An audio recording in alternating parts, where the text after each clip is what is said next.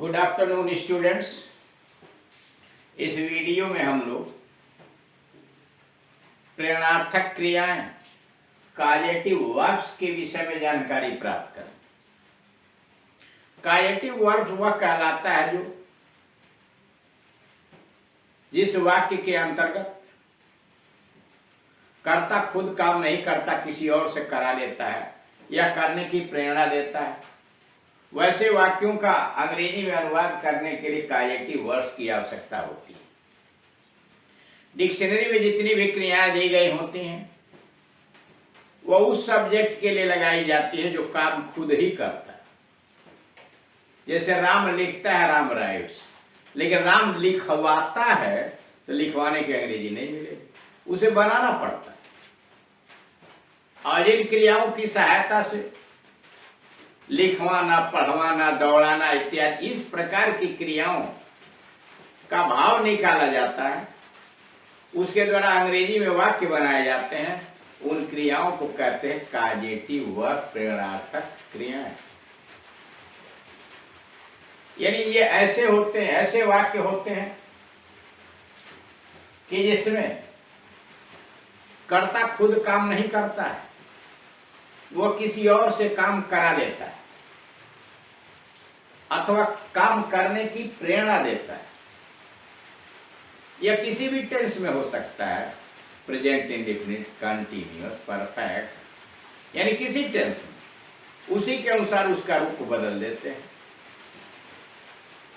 जैसे यहां rule number 3 दिया हुआ, ऐसे वाक्य जिनसे यह बोध होता है कि यह कार्य किसी दूसरे की सहायता से होता है।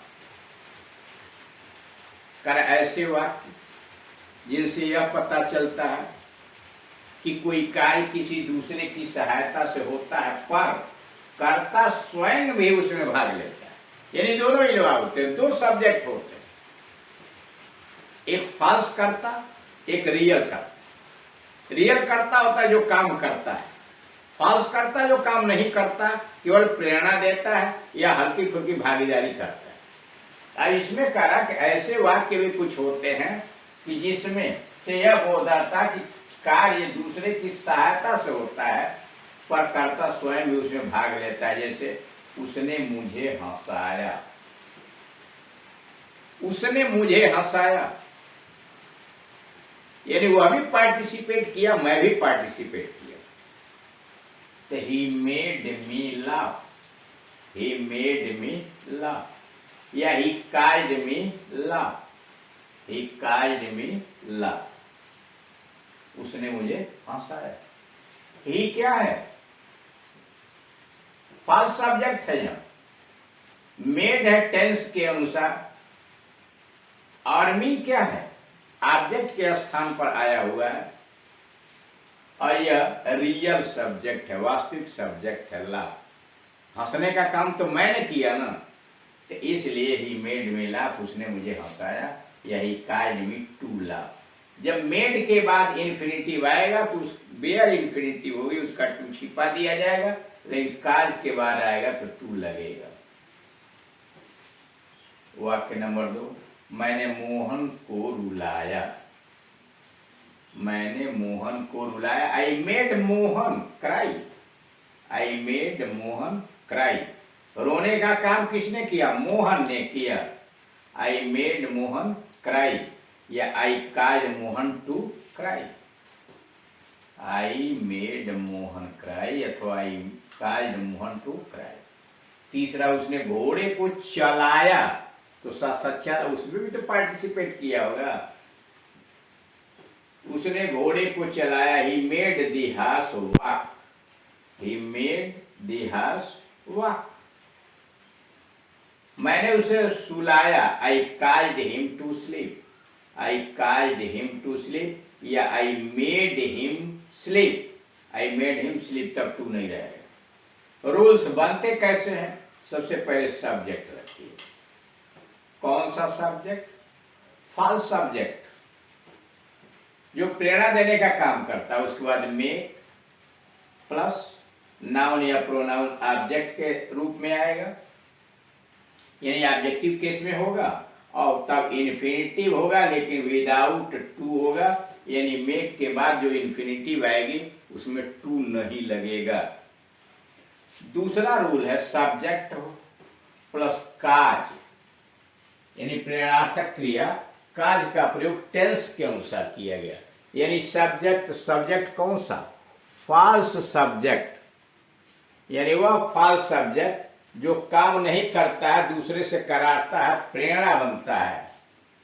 तो सब्जेक्ट प्लस काज plus noun object pronoun, object के स्थान पर आया होगा, प्लस इन्फिनिटिव, यानी यहां टू लगेगा काज के साथ infinitive.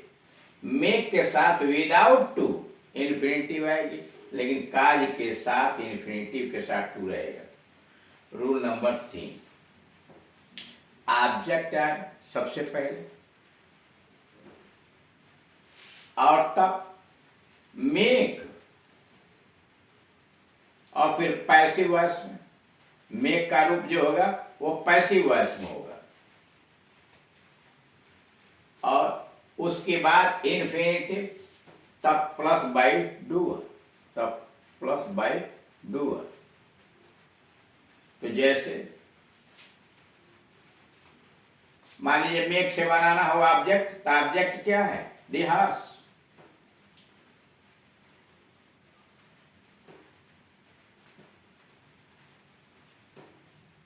The horse was made to walk. The horse was made to walk, या the horse was caused to walk by me, आगे by me होगा subject. The horse was made to walk by me, या the horse was caused to walk by me। Rules number 4, ऐसे वाक्य जिनके प्रेरणार्थक क्रियाओं से यह बोध होता है कि कार्य बिल्कुल दूसरे के द्वारा होता है। कर ऐसे वाक्य भी आते हैं जिनके प्रेरणार्थक क्रियाओं से यह स्पष्ट हो जाता है, यह बोध हो जाता है कि कार्य बिल्कुल दूसरे के द्वारा होता है, यानी इसमें फॉल्स सब्जेक्ट कुछ नहीं करता और कर्ता उसमें भाग नहीं लेता है, कर्ता केवल प्रेरणा देता है। यानी ऐसे वाक्य आते हैं कि कार्य दूसरे लोग करते हैं, ये कर्ता जो है केवल प्रेरणा देता है, कार्य में भाग नहीं लेता है। जैसे पहला है, राम ने एक पत्र लिखवाया। राम ने एक पत्र लिखवाया, तो Ram had a letter written. अब लिखने वाला यहां नहीं है, गायब है। Ram had a letter written, यानी इसमें वास्तविक डूअर का नाम नहीं दिया है।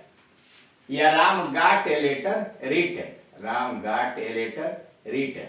अगर मान लीजिए यहां रहता श्याम से लिखवाया तो भाई Shyam, Ram got a letter written by Shyam. मैंने बाल कटवाया। अब इसे देखिए, किसी से भी अगर इसमें ऑब्जेक्ट हो यानी वास्तविक डूअर हो तो किसी से बना सकते हैं, लेकिन डूअर नहीं है तो केवल हैव और गेट से बना। मैंने बाल कटवाया।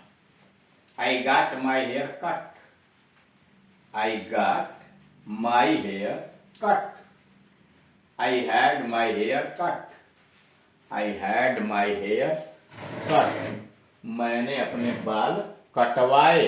आई हैड माई हेयर कट, मैंने अपने बाल कटवाए।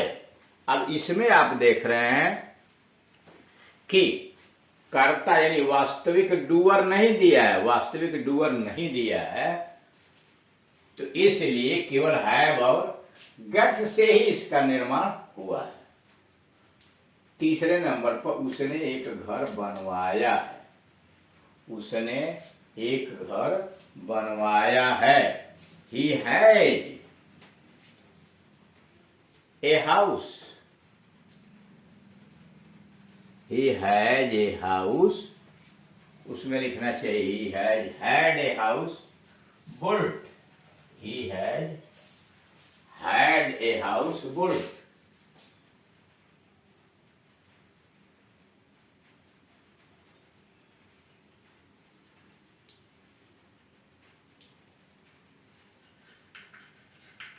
ही हैड ए हाउस बुल्ट, उसने एक घर बनवाया। अथवा he has got a house built, he had got a house built. Number 4, वह पौधों को पटवाती है, वह पौधों को पटवाती है।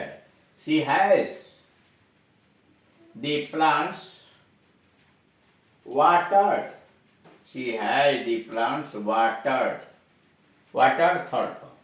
या she gets the plants watered, present indefinite tense में शी हैज क्या है, हैव का सिंगुलर नंबर है, तो she has the plants watered या she gets the plants watered. Rules number 1, subject रखिए, फिर हैव, नाउन और प्रोनाउन ऑब्जेक्ट के स्थान पर रखिए, और तब पास्ट पार्टिसिपल। सब्जेक्ट हुआ यानी कौन सा, फॉल्स सब्जेक्ट, जिसने कुछ नहीं किया है, और उसके बाद हैव या गेट में प्रेरणार्थक क्रियाएं, उसके बाद नाउन प्रोनाउन पास्ट पार्टिसिपल। दूसरा है सब्जेक्ट लिखिए, गेट लिखिए, नाउन प्रोनाउन ऑब्जेक्ट और पास्ट पार्टिसिपल। ऐसे वाक्यों में ऑब्जेक्ट आता है,